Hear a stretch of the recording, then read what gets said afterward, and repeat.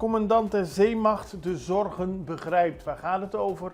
De spanningen tussen Amerika en Venezuela leiden tot veel zorgen hier in de regio. Gisteren spraken we met de commandant der zeemacht in het Caribisch gebied, commandeur Walter Hansen. Dat gebeurde toen de pers was uitgenodigd op het nieuwe bevoorradingsschip Zijne Majesteit de Den Helder. Walter Hansen zegt dat hij begrijpt dat veel mensen zich zorgen maken, want hij maakt zich ook zorgen. Hij weet dat veel mensen op de ABC-eilanden de situatie gespannen bekijken. Dat geldt ook voor de lokale vissers. Het enige wat hij kan zeggen is dat Defensie er is om het Koninkrijk te verdedigen, ook het Caribisch deel van het Koninkrijk.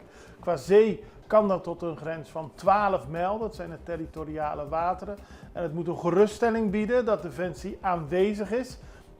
De spanning tussen Amerika en Venezuela, zo benadrukte Hansen, is niet iets waar Curaçao of Nederland of het Koninkrijk mee bezig is. Het is iets tussen Amerika en Venezuela.